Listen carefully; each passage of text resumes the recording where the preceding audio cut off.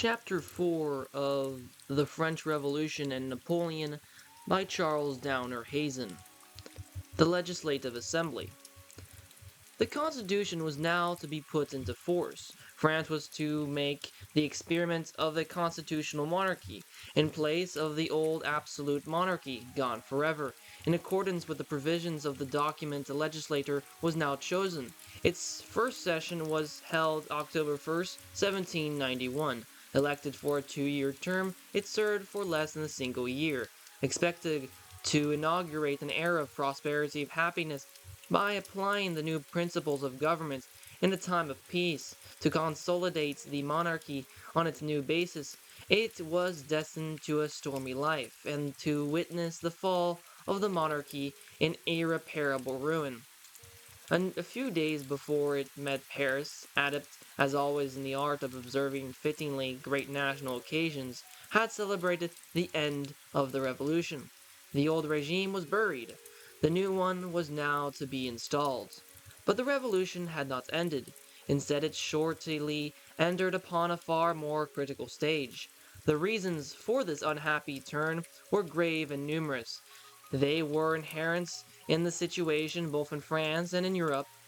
Would the king frankly accept his new position, with no mental reservations, with the secret determinations honestly, entirely? If so, and if he would by his conduct convince his people of his loyalty to his word, of his intention to rule as a constitutional monarch, to abide by the reforms thus far accomplished, with no thought of upsetting the new system, then there was an excellent chance that the future would be one of peaceful developments, for France was thoroughly monarchical in tradition, in feeling, and in conviction. The Legislative Assembly was as monarchical in its settlements as the constituent had been. But if the king's conduct should arouse the suspicion that he was intriguing to restore the old regime, with his oaths were insincere, then the people would turn against him, and the experiment of a constitutional monarchy would be hazarded. France had no desire to be a republic, but it had also a fixed and absolute aversion to the old regime. Inevitably, since the flight to Varennes, suspicion of Louis XVI was widespread. The suspicion was not dissipated by wise conduct on his part, but was increased in the following months to such a pitch that the revolutionary fever had no chance to subside, but necessarily mounted steadily. The king's views were inevitably colored by his hereditary pretensions. Moreover, as we have seen, the religious question had been injected into the revolution in so acute a form that his conscience as a Catholic was outraged. It was this that strained to the breaking point the relations of the Legislative Assembly and Louis XVI. The civil constitution of the clergy gave rise to a bitter and distressing civil war. In the great province of Vendée, several thousand peasants, led by their refractory or non-juring priests, rose against the elected constitutional priests and drove them out of the pulpits and churches. When National Guard were sent among them to enforce the law, they flew to arms against them and civil war began. The assembly forthwith passed a decree against the refractory priests, which only made a bad matter worse. They were required to take the oath of the civil constitution within a week. If they refused, they would be considered suspicious characters, their pensions would be suppressed, and they would be subject to the watchful and hostile surveillance of the government. Louis XVI vetoed this decree, legitimately using the power given him by the Constitution. This veto, accompanied by others, offended the public opinion and weakened the king's hold upon France. It would have been bitter for Louis had he never been given the veto power, since every exercise of it placed him in opposition to the Assembly and inflamed party passions. The other decrees which he vetoed concerned the royal princes and the nobles who had immigrated from France, either because they no longer felt safe there, or because they thought that by going to foreign countries they might induce their rulers to intervene in French affairs and restore the old regime. This was wanton playing with fire. for the effect on France might be the very opposite of that's intended. It might so heighten and exacerbate popular feeling that the monarchy would be in greater danger than if left alone. This immigration, mostly of the privileged classes, had begun on the morrow of the storming of the Bastille. The Count d'Artois, younger brother of Louis XVI, had left France on July 15, 1789. The immigration became important in 1790. After the decree abolishing all titles of nobility, a decree that deeply wounded the pride of the nobles, and it was accelerated in 1971 after the flight to Varennes and the suspension of the king. It was later augmented by great numbers of non-juring priests and of bourgeois who put their fidelity to the Catholic Church above their patriotism. It has been estimated that during the Revolution, 150,000 people left France in this way. Many of them went to little German states on the eastern frontier. There they formed an army of perhaps 20,000 men. The Count of Provence, elder brother of Louis XVI, was the titular leader and claimed that he was the regent of France on the ground that Louis XVI was virtually a prisoner. The émigrés, ceaselessly intrigued in the German and European courts, trying to instigate their rulers to invade France, particularly the rulers of Austria and Prussia, important military states, urging that the fate of one monarch was a matter that concerned all monarchs for sentimental reasons and for practical, since if the impious revolution triumphed in France, there would come the term of the other kings for similar treatment at the hands of rebellious subjects. In 1791, the émigrés succeeded in inducing the rulers of Austria and Prussia to issue the Declaration of Pillnitz, announcing that the cause of Louis XVI was the cause of all the monarchs of Europe. This declaration was made conditional upon the cooperation of all countries and therefore was largely bluster and had no direct importance. It was not sufficient to bring on war, but it angered France and increased suspicion of the king. The Legislative Assembly passed two decrees, one declaring that the Count of Provence, who would be deprived of his eventual rights to the throne if he did not return to France within 2 months, the other declaring that the property of the émigrés would be confiscated and that they themselves would be treated as enemies, as guilty of treasonable conspiracy if their arrangements were not dispersed by January 1st, 1792. Also stating that the French princes and public officials who had immigrated should be likewise regarded as conspiring against the states and would be exposed to the penalty of death if they did not return by the same dates. Louis XVI vetoed these decrees. He did, however, order his two brothers to return to France. They refused to obey out of tenderness for the king. The Count of Provence, who had a gift for misplaced irony and impertinence, saw fit to exercise it in his reply to the Assembly's summons. If this was not precisely pouring oil upon troubled waters, it was precisely adding fuel to a mounting conflagration, perhaps a natural mode of action for those who are dancing on volcanoes. Prudent people prefer to do their dancing elsewhere. More serious were the war clouds that were rapidly gathering. At the beginning of the revolution, nothing seemed less likely than a conflict between France and Europe. France was pacifically inclined, and there were no outstanding subjects of dispute. Moreover, the rulers of the other countries were not at all anxious to intervene. They were quite willing to have France occupied exclusively with domestic problems, and thus the field would be left open for other interests. They were meditating the final preparation of Poland and wished to be left alone while they committed that crowning iniquity. But gradually, they came to see the menace to themselves in the new principles proclaimed by the French, principles of sovereignty of the people and of equality of all citizens. Their own subjects, particularly the peasants and the middle classes, were alarmingly enthusiastic over the achievements of the French. If such principles should inspire the same deeds as in France, the absolute monarchy of Louis XVI would not be the one to suffer a shock. Just as the sovereigns were being somewhat aroused from the complacent indifference in regard to their neighbors' principles, a change was going on in France itself, where certain parties were beginning to proclaim their duty to share their happiness with other peoples. In other words, to conduct a propaganda for their ideas outside of France.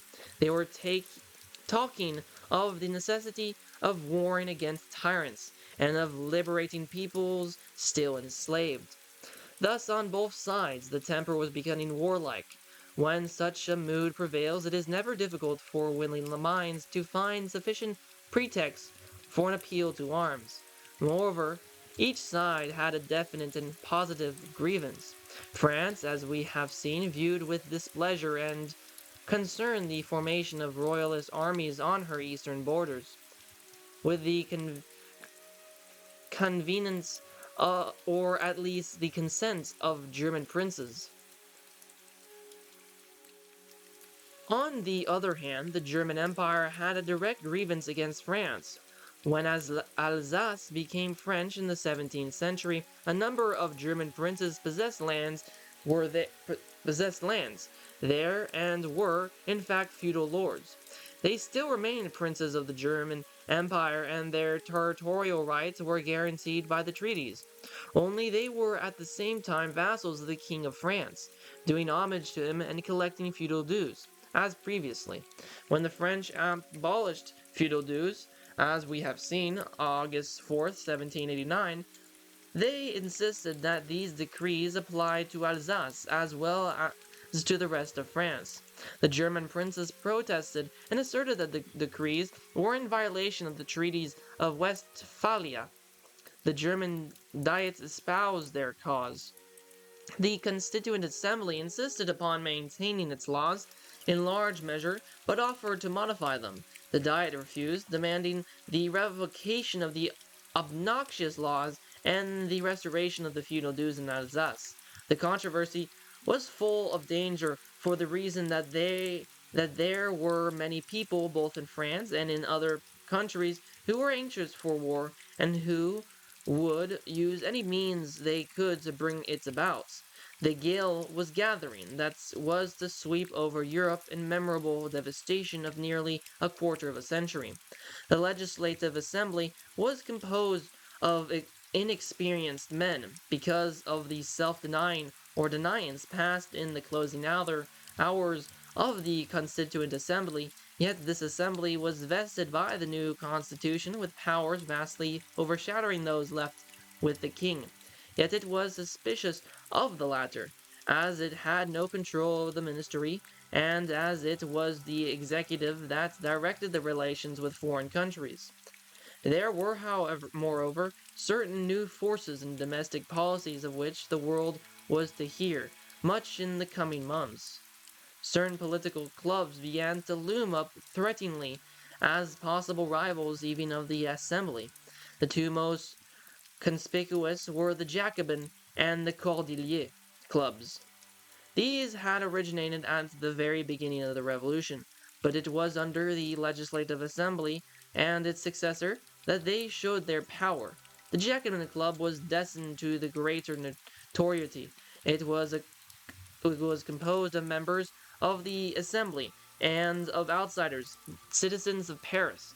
As a political club, the members held constant sessions and debated with zeal and freedom the questions that were there before the assembly. Its most influential leader at the time was Robespierre, a radical Democrat, but at the same time a convinced monarchist, a vigorous opponent of the small Republican Party which had appeared momentarily at the time of the epoch-making flight to Varennes. The Jacobin Club grew steadily more radical as the revolutionary progressed, and as its more conservative members dropped out or were eliminated. It also rapidly extended its influence all over France. Jacobin clubs were founded over 2,000 cities and villages. Affiliated with the Mother Club in Paris, they formed a vast network, virtually receiving orders from Paris, developing great talent for concerted action. The discipline that held this voluntary organization together was remarkable and rendered it capable of great and decisive action. It became a sort of state within the states, and moreover within a state which was as decentralized and inefficient as it was itself highly centralized and rapid and thorough in its action. The Jacobin Club gradually became a rival of the Assembly itself, and at times exerted a preponderant influence upon it. Yet the Assembly was legally constituted government of all France. The Col Didier Club was still more radical. Its membership was derived from a lower social scale.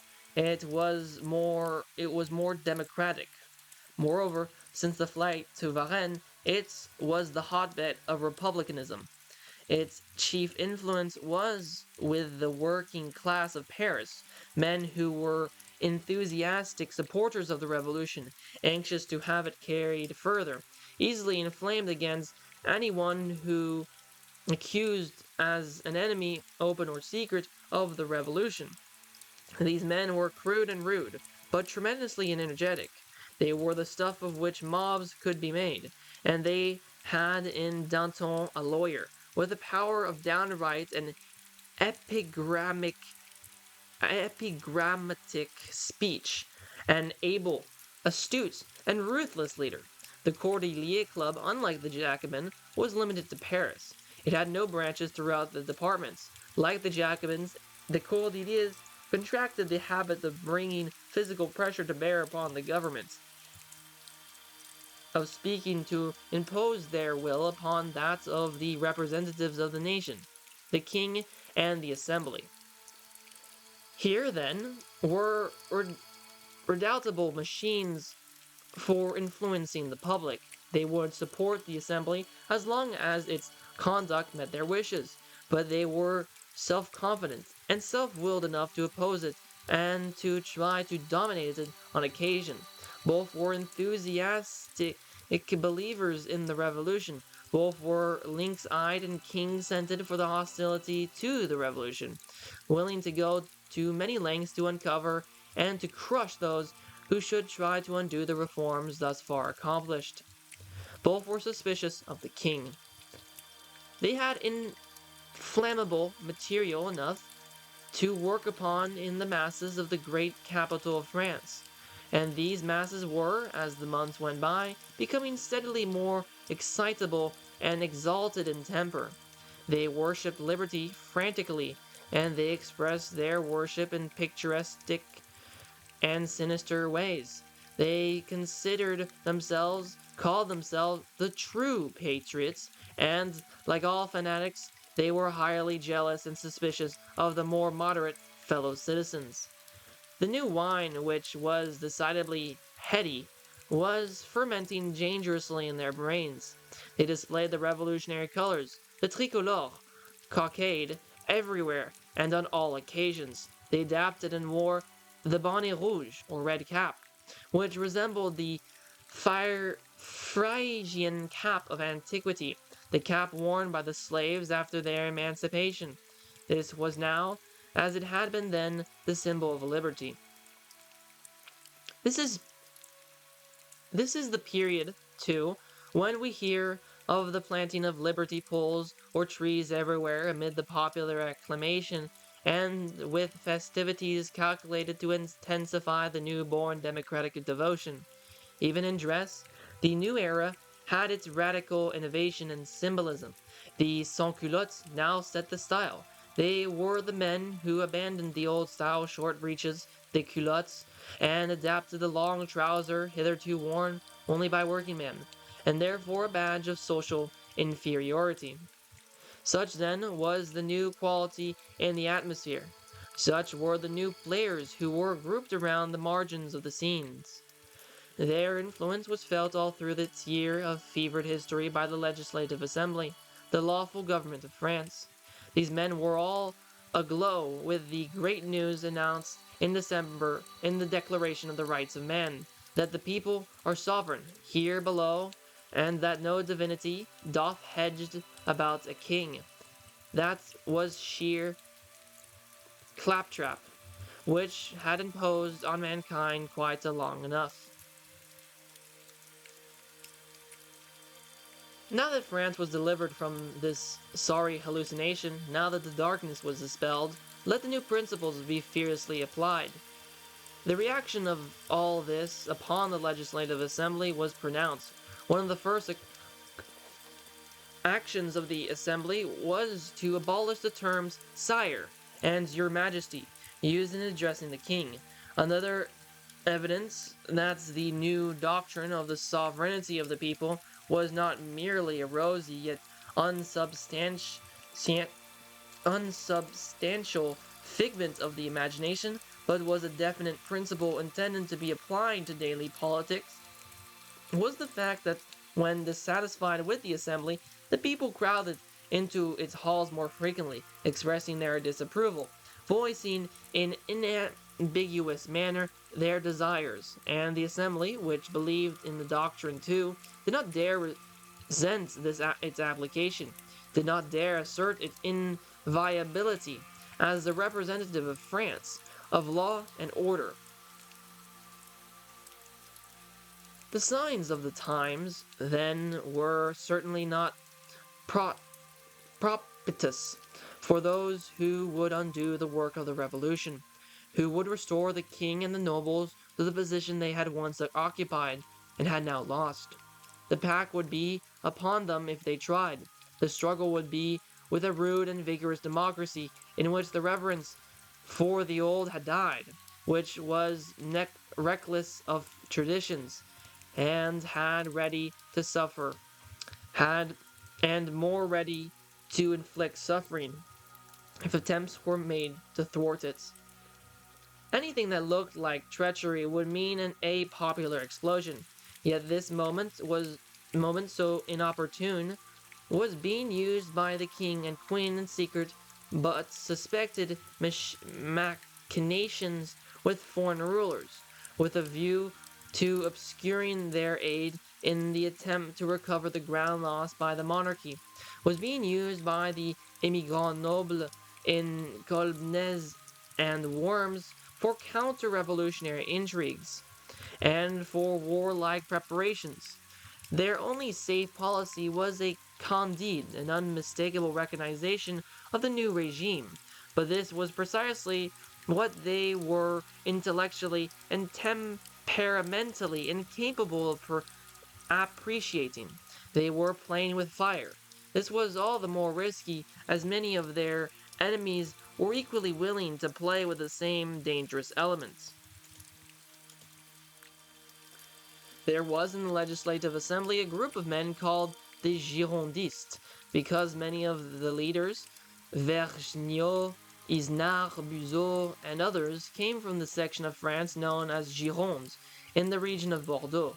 The Girondists have enjoyed a poetic immortality ever since the imaginative histories of the Revolution issued from the pensive pen of the poet Lamartine, who portrayed them as pure and high-minded patriots caught in the whirl of a wicked world. The description was inaccurate.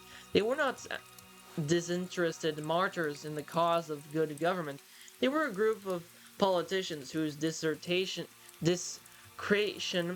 was not as conspicuous as their ambition. They paid for that vaulting emotion the price which it frequently exacts.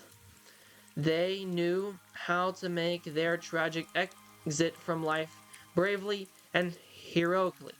They did not know, what is more difficult, how to make their lives wise and profitable to the world.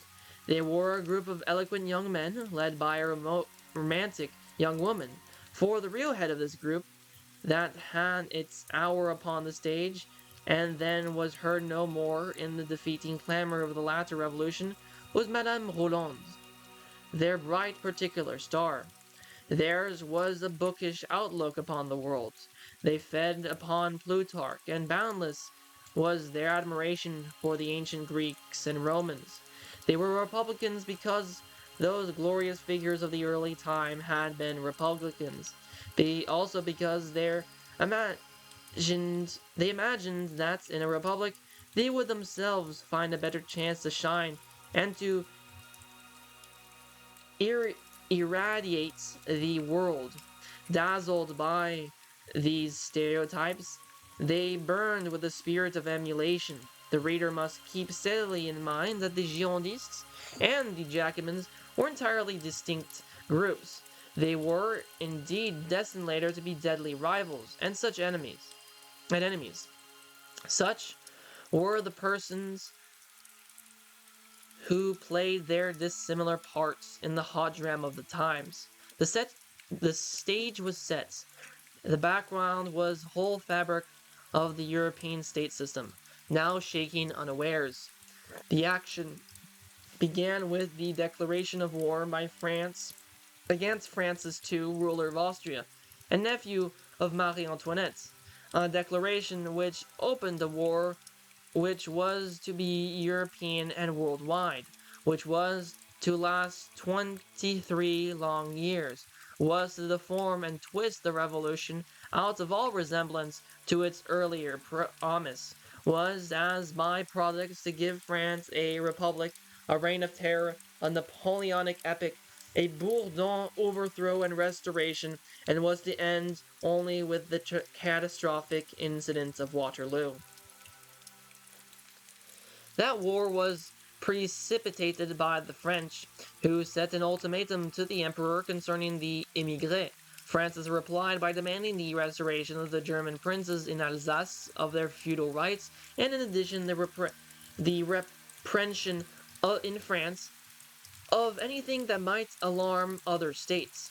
War was declared on April 20th, 1792, and it was desired by all the parties of the Legislative Assembly.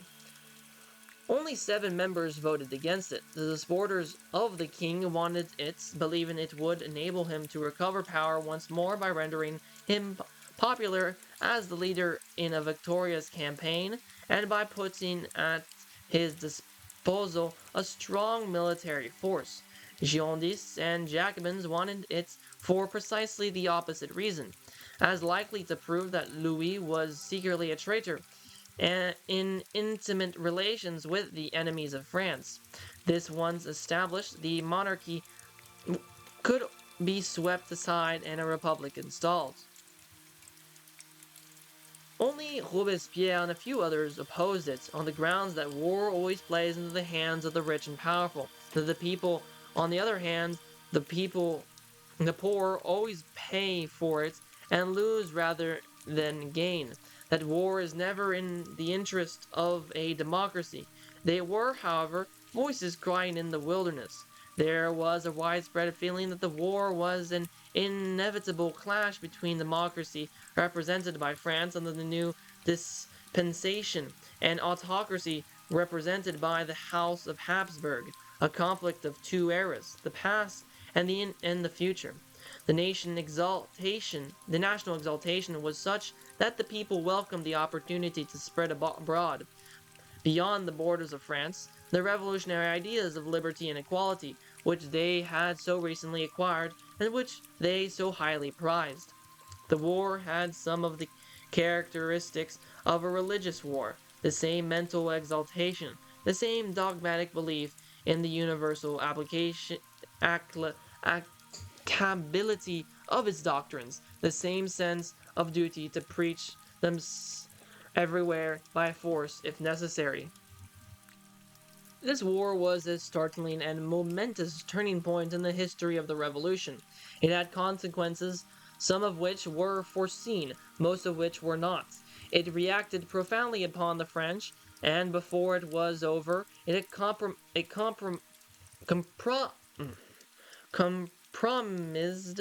their own domestic library and generated a military despotism of greater efficiency than could be matched in the century-old history of the House of Bourbon.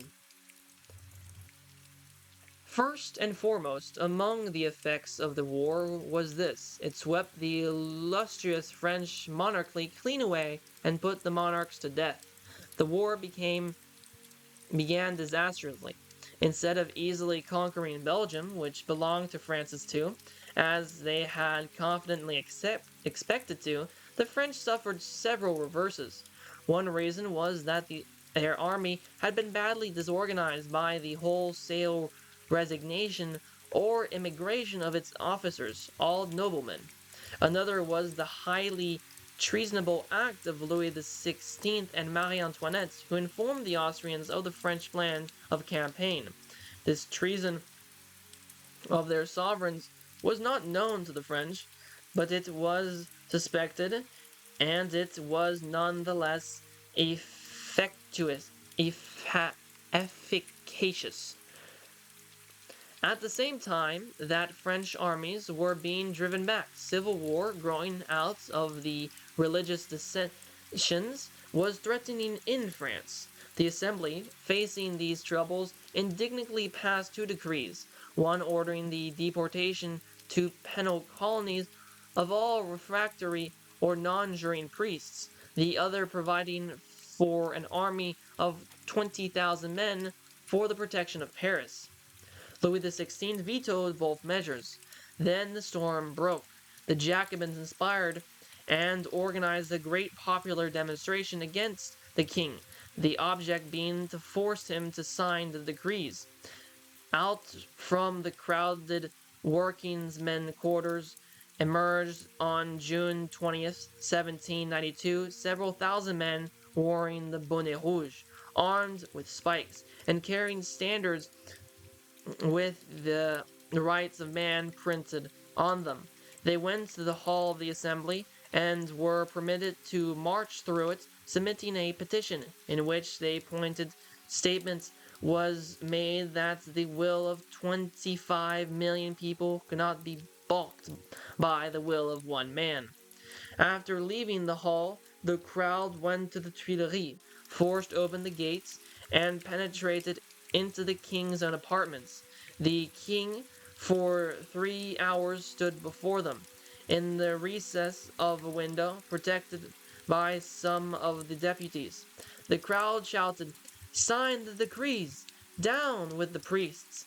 One of the ringleaders of the demonstration, a butcher called Legendre, gained a notoriety that has sufficed to preserve his name from oblivion to this day by shouting at the king, "Sir, you are a traitor. You have always deceived us. You are deceiving us still. Beware, the cup is full." Louis XVI refused to make any promises.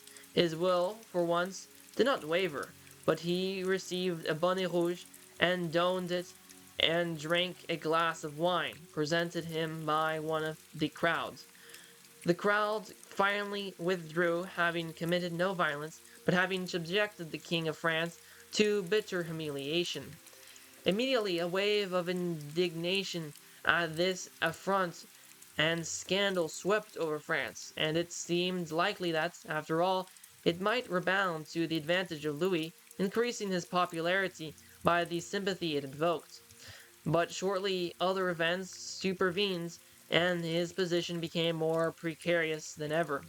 Prussia joined Austria, in the war, and the Duke of Brunswick, commander of the coalition armies, as he crossed the frontiers of France, issued a manifesto which aroused the people to a fever pitch of wrath. This manifesto had really been written by an émigré, and it was redolent of the concentrated rancor of his class. The manifesto ordered the French to restore Louis XVI to complete liberty of action. It went further and virtually commanded them to obey the orders of the monarchs of Austria and Prussia. It announced that any National Guard who should resist the advance of the Allies would be punished as rebels, and it would up with the terrific threats that if the least violence or outrage should be offered to their majesties, the king, the queen, and the royal family, if their preservation and their liberty should not be immediately provided for, they, the applied monarchs, would exact an exemplary and ever memorable vengeance, namely the complete destruction of the city of Paris. Such a threat could have but one reply from a self-respecting people. It nerved them to incredible exertion, to resent and repay the insult. Patriotic anger swept everything before it. The first to suffer was the person whom the manifesto had singled out for special care.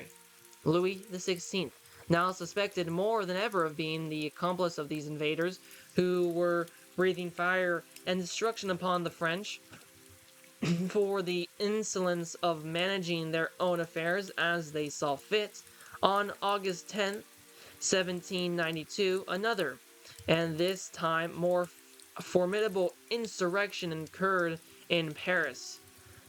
At 9 in the morning, the crowds attacked the Tuileries. At 10, the king and the royal family left the palace and sought safety in the assembly.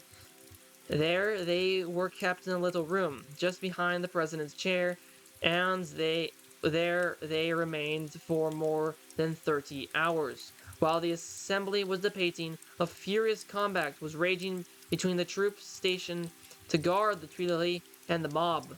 Louis XVI, hearing the first shots, sent word to the guards to cease fire, but the officer who carried the command did not deliver it as long as he thought there was a chance of victory. The Swiss Guard were the heroes and the victims of that dreadful day. They defended the palace until their ammunition gave out, and then, receiving the order to retire, they fell back slowly, but were soon overwhelmed by their assailants, and 800 of them were shot down. The vengeance of the mob was frenzied. They themselves had lost hundreds of men.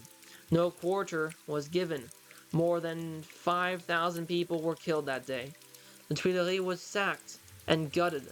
A swallow-complexioned young artillery officer, out of service, named Napoleon Bonaparte, was a spectator of the scene. From which he learned a few lessons which were later of value to him. The deeds of August 10th were the work of the Revolutionary Commune of Paris. The former municipal government had been illegally overthrown by the Jacobins, who had then organized a new government which they entirely controlled. The Jacobins, the master of Paris, had carefully prepared the insurrection of August 10th for the definite purpose of overthrowing Louis XVI. The menaces of Duke of Brunswick had merely been the pretext. Now began that systematic dominance of Paris in the affairs of France, which was to be brief but terrible. At the end of the insurrection, the Commune forced the Legislative Assembly to do its wishes. Under this imperious and entirely illegal dictation, the Assembly voted that the king should be provisionally suspended. This necessitated the making of a new constitution, as the Constitution of 1791 was monarchical. The present Assembly was a mere legislative body, not contempt to alter the fundamental law. Therefore, the Legislative Assembly, although its term was only half expired, decided to call a convention to take up the matter of the Constitution. Under orders from the Paris Commune, it issued a decree to that effect, and it made a further important decision. For elections to the convention, it abolished the property suffrage established by the Constitution of 1791 and proclaimed universal suffrage. France thus, on August 10, 1792, became a democracy. The executive of France was thus overthrown.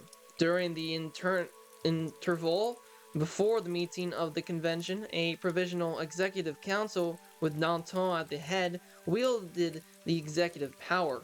Influenced by the Commune, the Assembly had merely voted the suspension of Louis XVI.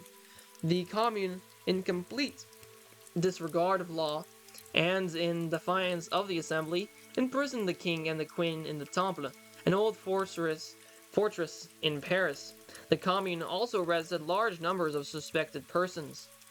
The Revolutionary Commune, or City Council of Paris, was henceforth one of the powerful factors of the government of France. It was not the Legislative Assembly, was the real ruler. It, and not the Legislative Assembly, was the real ruler of the country between the suspension of the king on August 10th and the meeting of the convention on September 20th. It continued to be a factor, sometimes predominant, even under the convention. For nearly 2 years, from August 1792 until the overthrow of Robespierre on July 27th, 1794. The Commune was one of the principal forces in politics. It signalized its advent by suppressing the freedom of the press, one of the previous conquests of the reform movements, by defying the committees of the Assembly when it chose, and by carrying through the infamous September massacres, which left a monstrous and indelible stain upon the revolution. The Commune was the representative of the lower classes and the Jacobins and of the Jacobins. Its leaders were all extremely radical, and some were desperate characters who would stop at nothing to gain their ends. The September massacres grew out of the feeling of panic which seized the population of Paris as it heard of the steady approach of the Prussians and Austrians under the Duke of Brunswick. Hundreds of persons suspected or charged with being real accomplices of the invaders were thrown into prison. Finally, news reached Paris that Verdun was besieged, the last fortress on the road to the capital. If that should fall, then the enemy would have but a few days' march to accomplish, and Paris would be theirs. The Commune and the Assembly made heroic exertions to raise and forward troops to the exposed position.